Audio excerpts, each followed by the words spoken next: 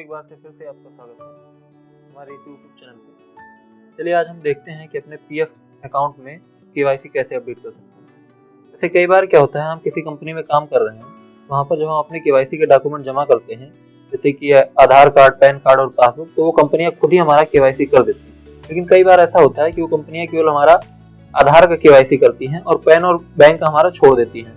चलिए उसी के लिए हम देखते हैं कि कैसे केवाईसी करेंगे। इसके लिए पहले अपने क्रोम ब्राउजर में हम आ जाएंगे और अपने इस क्रोम ब्राउजर में हम टाइप करेंगे EPFO। उसके बाद जैसे ही हम EPFO टाइप करते हैं तो हमें यहाँ सबसे पहले नंबर पर हमें देखने को मिलता है एम्प्लॉयमेंट प्रोविडेंट फंड ऑर्गेनाइजेशन। इस पर हम क्लिक करेंगे तो अभी हमारे क्रोम ब्राउजर में एक दोबारा से नई विंडो ओपन हो जाएगी, जो कि हमारी EPFO की ऑफिशियल साइट है। यहाँ पर एक कोने में सर्विस करके एक टैब बना है, सर्विसेज लिख के, उस सर्विसेज टैब पर हम क्लिक करेंगे तो यहाँ पर एक ड्रॉप डाउन मेनू ओपन हो जाएगी, जिसमें फॉर एम्प्लॉयज पर हम क्लिक करेंगे। जैसे हम इस पर क्लिक करते हैं तो एक नया पेज ओपन हो जाएगा, जिसमें कि हम सर्विसेज का एक आइकन नीचे बना हुआ है, सर्विसेज का एक बॉक्स है, उसमें बहुत सारी सर्विसेज लिखी हुई हैं कि हमें कौन सी सर्विस को इस साइट के जरिए इस्तेमाल करना है। तो वहाँ हम जाएंगे, सेकंड नंबर पर लिखा हुआ है मेंबर यूएन ऑनलाइन सर्विसेज, इस पर हम क्लिक करेंगे। जैसे हम इस पर क्लिक करते हैं तो एक लॉगिन का विंडो ओपन हो जाएगा। अब यहाँ हम अपना कोने पर यूएन नंबर और पासवर्ड डालकर लॉगिन कर लेते हैं। चलिए मैं भी लॉगिन कर लेता हूँ, उसके बाद में फिर आपको दिखाते हैं आगे का प्रोसेस। ये मैंने अपना लॉगिन कर लिया। अब हमारा एक होम पेज खुल गया। हमारा यूएन नंबर जो था, हमारा जो पीएफ का अकाउंट है, उसका एक होम पेज खुल गया। अब यहाँ पर मैनेज करके एक टैब बना होगा, इस टैब पर जैसे हम क्लिक करेंगे तो हमारा यहाँ तीसरे नंबर पर केवाईसी का ऑप्शन है। हम इस केवाईसी वाले ऑप्शन पर क्लिक करते हैं। जैसे हम इस पर क्लिक करेंगे तो हमारे पास एक सामने एक नया पेज ओपन हो जाएगा। इस पेज में हमारे केवाईसी के लिए ऑप्शन रहता है। हम यहाँ देख भी सकते हैं कि हमारे अकाउंट में कौन कौन से डॉक्यूमेंट की केवाईसी हो रखे हैं। जैसे कि हमारे यहाँ अभी पहले पेज पर शो कर रहा है कि आधार की केवाईसी हमारे अकाउंट में हो रखी है, बाकी ना तो पैन कार्ड की हुई ना पासबुक की। चलिए देखते हैं कि हम अपने अकाउंट में पासबुक और पैन की केवाईसी कैसे करते हैं। चलिए मैं पहले बैंक की केवाईसी कर लेता हूँ। इसके लिए जैसे ही हम बैंक पर क्लिक करेंगे तो यहाँ एक नीचे ऑप्शन खुल जाएगा बैंक डिटेल करके। अब यहाँ हमसे ये हमारा नाम लिखा हुआ पहले से भरा हुआ है जो हमारे पीएफ खाते में दर्ज है। अब हमसे यहाँ बैंक अकाउंट मांगा जा रहा है, हम इस बैंक अकाउंट को डाल लेते हैं। आप अपने पासबुक से मिलता जुलता जो आपका पासबुक में बैंक अकाउंट नंबर है वही डालिएगा, जो कि सेम आपका इस नाम से मैच हो रहा हो। अगर आपका नाम और बैंक अकाउंट जो आपका खाता डाल रहे हैं उसमें आपका ये नाम जो पीएफ खाते में वो मैच नहीं हो रहा है तो आपका केवाईसी रिजेक्ट हो जाएगा। अब बैंक खाते को भरने के बाद में यहाँ बैंक IFSC भर दीजिए। बैंक IFSC पासबुक पे लिखी होती है। IFSC को भरने के बाद हम वेरीफाई IFSC पर क्लिक करेंगे। अब ये चेक करेगा सिस्टम कि हमारा जो IFSC हमने डाला है वो हमारे खाते से मैच हो रहा है कि नहीं। यहाँ एक ओपन देखिए सामने आ गया था, एक IFSC वेरीफाइड का ऑप्शन करके, उस पर हम क्लिक कर देंगे। ओके, उसके बाद यहाँ नीचे ओके टिक कर देंगे टर्म्स एंड कंडीशन पर। उसके बाद में हम सेव पर क्लिक करेंगे। और जैसे हम सेव पर क्लिक करेंगे ये कुछ सेकंड के लिए वेरीफाई करता है। उसके बाद में ये हमारे आधार की OTP मांगेगा। आधार पे जो हमारा फोन नंबर लिंक है उस पर हमारी OTP जाती है। अब वो OTP जैसे ही हमें मिलती है उस OTP को हम यहाँ इंटर OTP करके लिखा हुआ है, इस पर हम क्लिक कर देंगे। इस पर हम अपनी OTP जो खाते में मोबाइल नंबर पर आती है उसे भरकर यहाँ सबमिट पर क्लिक करेंगे। यहाँ ऊपर एक लिखा भी हुआ है नोटिफिकेशन की an OTP has been send to your Aadhaar link mobile number. ये आपके जो आधार में मोबाइल नंबर लिंक है उस पर OTP जाएगी, आपके बैंक खाते में लिंक मोबाइल नंबर पर नहीं जाती है। तो इस चीज का आप ध्यान रखिएगा कि आपके आधार में मोबाइल नंबर लिंक होना जरूरी है। अगर आपके आधार में मोबाइल नंबर लिंक नहीं है तो आप ये केवाईसी नहीं कर पाएंगे, क्योंकि जितना भी प्रोसेस यहाँ केवाईसी का होता है वो सारा आधार लिंक मोबाइल नंबर पर ही जाती है OTP और मैसेज। तो इस चीज का आप ध्यान रखिए। अगर आपके आधार में मोबाइल नंबर नहीं अपडेट है तो उसको अपडेट करवा लीजिए।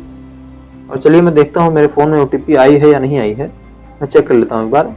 जैसे ही आप यहाँ डिटेल भर कर क्लिक करेंगे तो ये OTP आ जाती है उडाई की तरफ से। ऑफिशियल जो आधार की वेबसाइट है उडाई UIDAI, उस पर हमारी उसी के थ्रू हमारे जो डाटाबेस में मोबाइल नंबर होता है उस पर हमारी OTP आ जाती है। और ये हमारे फ़ोन में OTP आ गई है। चलिए मैं इस OTP को डाल देता हूँ यहाँ। उसके बाद में फिर आगे का प्रोसेस देखते हैं। चलिए देखता हूँ मैं OTP क्या है।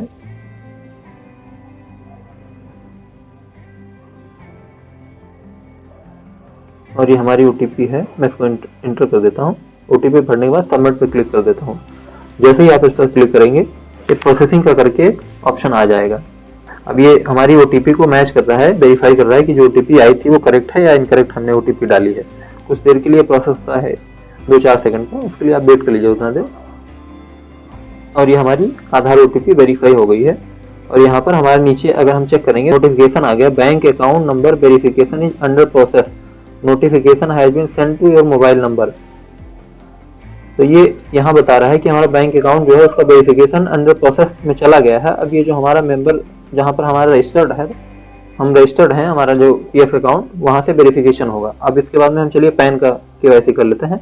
पैन पे हम क्लिक करेंगे तो यहाँ आ जाएगा नेम एज पर पैन। ये हमारा जो नाम है, ये हमारे जो PF खाते में वो नाम शो कर रहा है। तो इस चीज़ का आप ध्यान रखिएगा कि आपके पैन नंबर में भी यही नाम होना चाहिए। अगर मिसमैच होता है नाम तो ये हमारी KYC जो है वो रिजेक्ट कर दी जाएगी। इसलिए आप इस बात को ध्यान रखिएगा कि आपके पैन नंबर में जो पैन कार्ड है उसमें और आपके PF खाते में, ये दोनों में सेम नाम होना चाहिए आपका। जिस नाम से आपका PF खाता रजिस्टर्ड है उसी नाम से आपके सारे डॉक्यूमेंट में मैच होने चाहिए, वर्ड टू वर्ड मैच होने चाहिए। ऐसा नहीं है कि आप स्पेलिंग का मिस्टेक कर दें तो भी आप चल जाएगा, ऐसा नहीं चलता है, फिर वो रिजेक्ट कर दी जाती है। KYC होता नहीं है, वर्ड टू वर्ड मैच होना चाहिए हमारा नाम। चलिए मैं अपना पैन नंबर यहाँ डाल लेता हूँ। पैन नंबर 10 डिजिट का होता है, ये अल्फा न्यूमेरिक में होता है, अल्फाबेट भी होता है और न्यूमेरिक नंबर भी होती है। नंबर भी रहते हैं, अल्फाबेट भी रहता है, ABCD जो अल्फाबेट होते हैं उनमें से और नंबर में से, दोनों का कॉम्बिनेशन ही रहता है। चलिए मैं उसको डाल देता हूँ। उसके बाद में फिर आगे का प्रोसेस मैंने अपना पैन नंबर डाल दिया है। अब आगे का ये प्रोसेस, यहाँ पर OTP हमारे फ़ोन नंबर पर दोबारा से आई होगी, जो हमारे आधार में लिंक नंबर है फ़ोन नंबर, उस पर OTP आई होगी। चलिए उस OTP को भी मैं यहाँ डाल देता हूँ, फिर आपसे मिलते हैं। आगे का प्रोसेस समझते हैं कि क्या है। मैं अपने मोबाइल नंबर में एक बार चेक कर लेता हूँ OTP आई है कि नहीं आई है। ये ऊपर एक नोटिफिकेशन भी दे देता है कि an OTP has been sent to your Aadhaar link mobile number. ये साफ साफ यहाँ दिखा देता है कि जो OTP है वो जो आपके आधार में लिंक मोबाइल नंबर है उस पर गई है, ना कि आपके किसी और मोबाइल नंबर पर जो कि आपके पैन में या खाते में रजिस्टर्ड हो। चलिए OTP आ गई है, मैं डाल देता हूँ और ये मैं सबमिट कर देता हूँ OTP भरने के बाद में। अब ये प्रोसेसिंग मैच कर रहा है हमारा OTP करेक्ट है या इनकरेक्ट है। चलिए देखते हैं ये हमारा, अब ये हमारा ऊपर फिर से दोबारा मैसेज आया KYC detail saved and will be shared only after digital approved by. तो ये हमारी बता रहा है कि हमारा जो ये पैन का डिटेल है वो सेव कर दिया गया है। ये हमारे रजिस्टर्ड ऑफिस में सेंड कर दिया गया, जहाँ पर हम लास्ट टाइम हम जहाँ पर रजिस्टर्ड थे या प्रेजेंटली जहाँ हम रजिस्टर्ड हैं PF खाते के लिए जिस कंपनी में, वहाँ पर ये सेंड कर दिया गया है। वहाँ से वेरीफाई होगा और 60 दिनों के भीतर इसको वेरीफाई कर दिया जाएगा। अगर 60 दिनों के भीतर वेरीफाई नहीं होता है तो इसको रिजेक्ट कर दिया जाएगा, कैंसिल कर दिया जाएगा। तो फिर आपको इस कंडीशन में दोबारा से KYC रजिस्टर करना होगा। चलिए आशा करता हूँ कि आपको ये जानकारी समझ में आई होगी। मिलते हैं किसी अगले वीडियो में, तब तक के लिए हंसते रहिए, मस्त रहिए।